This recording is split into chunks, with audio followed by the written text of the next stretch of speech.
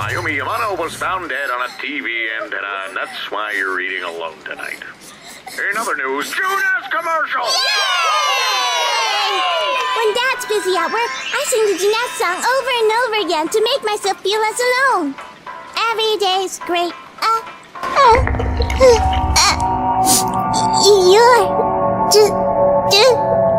I feel like I don't talk about video games enough, and with Persona 3 Reload on the horizon, or available depending on when this video goes up, I want to take a little bit of time today to talk about one of my favorite games of all time, Persona 4. Specifically, I want to talk about an aspect of the game that revolves around a character you really don't hear people chattering about, with the character being Nanako Dojima.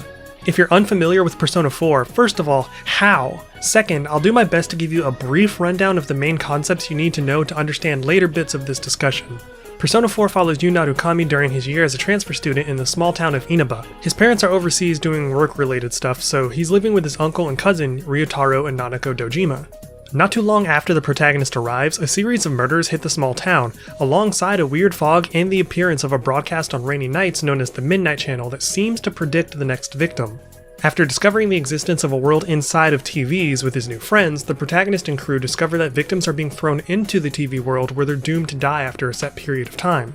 Using their newly awakened personas, that's these things, the group of friends embarks on a journey to save the people that appear on the Midnight Channel, discover the truth behind the fog, and unmask the serial killer hiding in their small town. You also get to go to school. It's basically a big dungeon crawler murder mystery mixed with a high school simulator. That's the very basic rundown, so now we can hop on over to Nanako. However, I will be talking spoilers for both Nanako's story and one specific chunk of the mid to late game, so if you haven't played Persona 4 and the concept I described sounds even mildly engaging, why are you still here? Persona 4 is available on Game Pass, on Steam, and plenty of other platforms.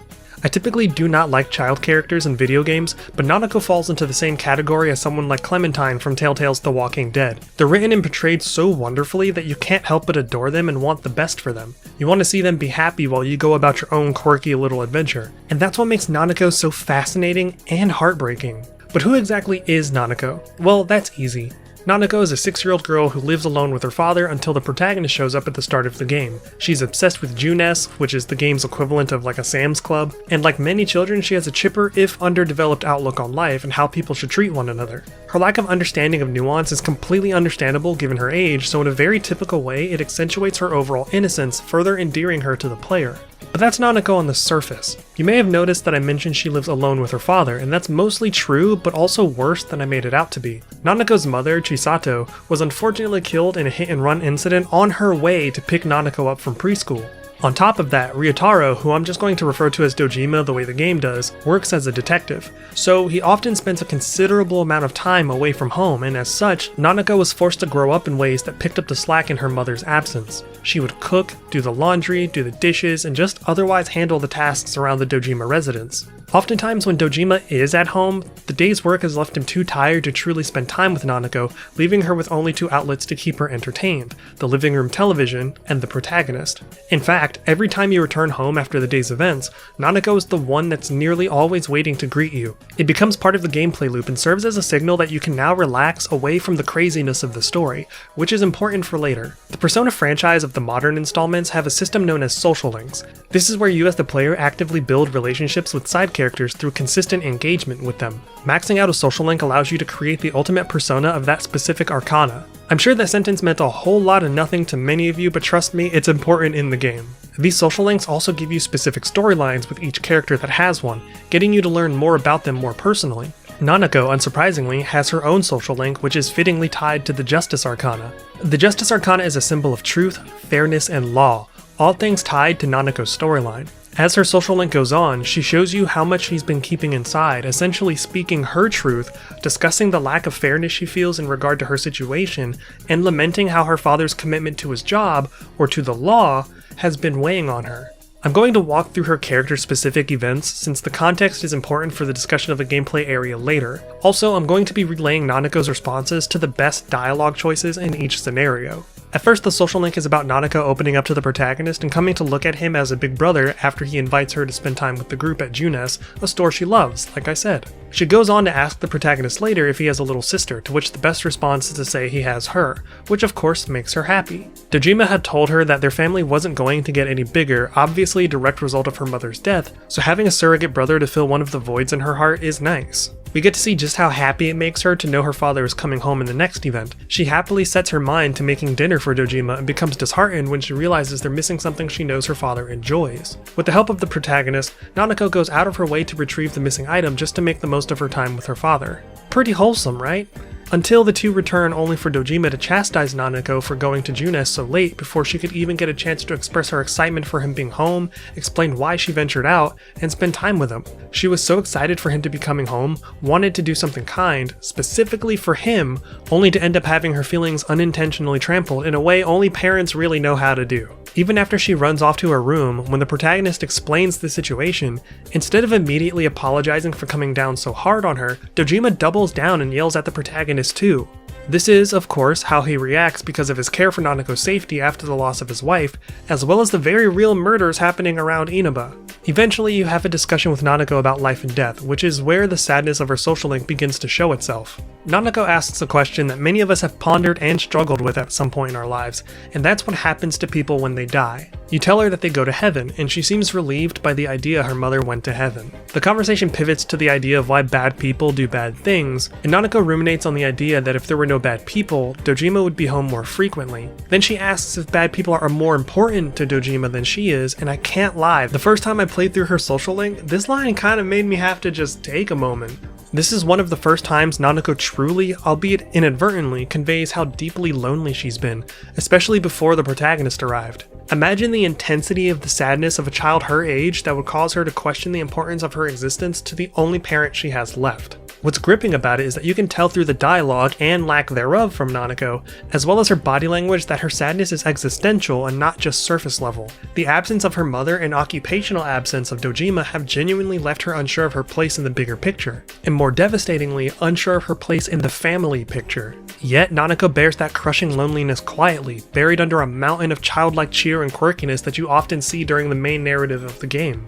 In the next Link event, the protag and Nanako are watching a news broadcast where a man's search for his real father is underway. Not quite understanding what real means in that context, she asks the protagonist, who tells her it's someone who's always by your side. For a moment, this makes her happy since she understands that to mean the protagonist is her real big brother by virtue of him being home every evening. But her excitement quickly loses steam when she considers Dojima's overwhelming and consistent absence. She ponders the idea that maybe she's not real to her father, and that maybe he doesn't come home because she's not his real daughter, and oh my god, this one hurt me too. Like I said earlier, I typically can't stand child characters, but Nanako's innocence and genuine confusion about her situation really tears me up. Not quite content to leave your heartstrings alone, Nanako then goes on to ask why her mother left her. And this isn't just a case of a child thinking her mom went out for milk and never came home. No, she knows her mother is dead, but death is such a bizarre concept for children, and children have a way of directing blame inward and internalizing it even when there's no way they could have been at fault. It isn't uncommon for adults to do something and for the children in their orbit to think XYZ happened because of me, or what did I do wrong to cause XYZ. Here, Nanako is demonstrating that same trait where she's searching for answers in a type of pain that has no meaning. Sometimes bad things just happen, and while it's one thing to watch teenage or adult characters grapple with that fact, it's rough watching a genuinely likable child running up against that brick wall. Later, Nanako receives a survey from her school to ask parents when they can schedule parent-teacher conferences. When Dojima returns home, Nanako is prepared to talk to him about it, but is brushed off at first. Once Dojima sees what she has, it's clear he's less than enthusiastic about it, which causes Nanako to lose her cool. She tells him he doesn't have to come since he probably just views it as more work. She makes it known that she feels like bad people and everyone else are more important than she is, and tells Dojima that he's not her real dad before running out into the night by herself. The protagonist heads out to chase Nanako, where he eventually locates her in an area she'd mentioned before, a place where she used to pick flowers with her mother when she was still alive. Dojima spots her first, but realizes it might be best for the protagonist to approach her instead since he recognizes that Nanako trusts the player. When the protag does approach her, Nanako wonders if Dojima forgot about her mother since he never talks about her and vocalizes her desire to see her mother again. She ultimately concludes that Dojima must have, in fact, forgotten about her mother, stating that there aren't even any pictures around the house, so he must have thrown them all away. And then she wonders if he's going to throw her away too. Lord have mercy, I want to hug this fictional child so much. But doubling back a bit, I can understand on some level why Dojima doesn't have photos of his late wife on display. Grief is a powerful and often debilitating thing to carry around, and I cannot begin to fathom the vastness of Dojima's own sadness having lost his wife. In that position, it had to have been immeasurably difficult to leave pictures of her hanging, forcing him to constantly remember that there's one less person in their home or more chairs at the table than he needs. I'd have taken her photos down too. But in doing so, in boxing up his grief, Dojima hasn't discarded or processed it fully, he simply forced his daughter to inherit it in ways he hasn't yet recognized. Just because grief originates within you, doesn't mean that it can't or won't latch onto the people around you and create pain points if you aren't careful. After this, Nanako stresses over the fact that she lost the parent-teacher conference paper, but it turns out Dojima had taken it and wrote that he could come in any time, clearly beginning to understand that he needs to try harder and reconnect with his daughter. There was also a photo among his stack of papers that the protagonist shows to Nanako, which is a photo of Dojima and her mother holding her as an infant. Nanako notices her father is smiling and wonders why he stopped smiling altogether. The protagonist tells her that it's because he's lonely too, which gets Nanako to realize that she wasn't the only one saddened by the absence of her mother. It causes her to reflect a bit, and it's genuinely a touching moment to see her recognize her father was also hurting in his own way. But now, I'm going to skip the remaining ranks of her social link because I want to pivot to one of my favorite dungeons in this game. But to understand why this dungeon is among my favorites and what it has to do with Nanako, you need to understand how dungeons are generated in this game from a narrative perspective. Anytime the game's serial killer throws someone into the TV world, a dungeon is produced that represents aspects of that person's true feelings, the very deepest recesses of their wants, their insecurities, and even their grief. It's a complete reflection of the many things the person keeps to themselves. For Yukiko, it took on the form of a castle, representing the desire to be rescued from a future where she was forced to take over the family business. For Kanji, it was a bathhouse that represented the desire to be himself unapologetically while also struggling with the implications of his budding sexuality and all the potential confusion that comes with it. For Naoto, it was a laboratory that represented the struggle of feeling as though she needed to strip out and replace aspects of her identity to exist in a career landscape that is predominantly led by men.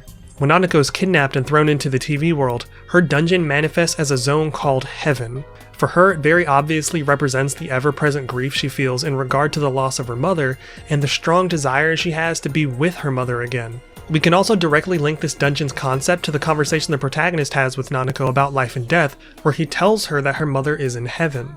Unlike the other dungeons conquered up to this point, Heaven has a very bright color palette and the floors are called paradises, further emphasizing the portion of Nanako that believes Heaven is a beautiful and peaceful place that her mother has gone to. Even the track that plays in the background, also called Heaven, is much more soothing and low-key than every other dungeon theme. As you move from floor to floor in the second half of the dungeon, you get to hear more of Nanako's deepest thoughts, giving you further insight into the turmoil that she's been silently drowning in. There's a moment on the fourth floor where Nanako is clearly pained and confused by her mother's death but keeps telling herself that she's not lonely. Kanji immediately picks up on the fact that it's less an affirmation and more a defense mechanism to prevent herself from breaking down. We all do things like that. Tell ourselves we're not sad or lonely or tired over and over because we think doing so will trick our brains and hearts into genuinely believing we're okay. It doesn't hurt me. I'm not lonely. I can keep going. I don't even care. We tell ourselves these things to prevent our hearts from breaking, but in doing so, we just make our hearts heavier until we can't carry them anymore. It doesn't matter what age you are, when something hurts you, a heart can definitely be a heavy burden.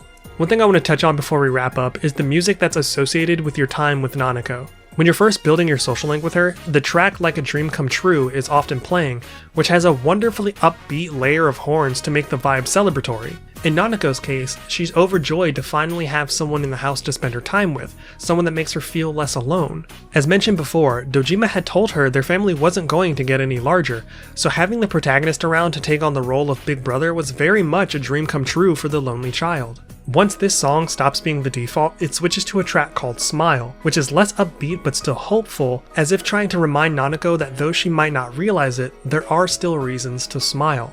There's a tangible sense of hope to this track despite feeling bittersweet in its own way. But when Nanako is kidnapped and during her recovery period in the hospital after saving her from heaven, there's a distinctly different song that occupies the Dojima residence when the protagonist returns at the end of the day. Fittingly, this song is called Alone. You don't realize just how different the vibe of the house is without Nanako until she's suddenly not there to fill that space and give you one of her cheerful greetings. It's easy to take a side character for granted in a long RPG, and Atlus really wanted you to feel her absence and regret all of the warmth you probably took for granted. It's like the game is purposely setting you up to remind you not to take the people around you that you care about for granted, because however much time you think you have, you almost definitely have less than that. Not to mention the tables have turned. The player is now in Nanako's position where you're just there, by yourself in the silence of the house through circumstances beyond your control. The accompanying track does a masterful job of filling the silence in a way that kind of makes you wish there was just pure silence. Not because the song is bad, but because it actively reminds you of the warmth that is now missing from a home you've come to love. The piano is appropriately somber, dragging you down to earth and forcing you to just sit with your feelings and contemplate how anyone expected a 6-year-old to deal with the loneliness you're feeling in that moment. Once Nanako finally gets to return home after the protagonist and crew defeat Amano Sagiri, Like a Dream Come True returns to fill the Dojima residence because this time, it's the people around Nanako that are thrilled to have her back home. I honestly cannot overstate just how much I enjoyed watching Nanako's story unfold. While I didn't lose a parent, I did lose a sibling when I was in 4th grade, and my closest cousin lost his older sibling when he was around Nanako's age. So on some level, I understood what her character represented. The sadness, the confusion, the emptiness, and even the existential pondering of what happens to not just us, but the people we care about when they die. Grief manifests itself in a myriad of ways. It just depends on who you are and what or who it is you're grieving. It can seep out of you and poison the people around you, even when you think you're doing an adequate job of containing it. Grief can cause us to resent and lash out at the ones we hold dear, and blind us to the pain they may also be experiencing simultaneously. Grief can force us to grow up faster than we thought we'd have to, or force the children around us to grow up faster than we intended them to. Grief is relatable, heavy, potent, and unfortunately, grief is also inevitable. Facing grief alone isn't inevitable though. But when it is, especially for children, you end up with a character like Nanako Dojima, the saddest character in Persona 4. Remember to take care of yourselves and others, and as always, thanks for watching.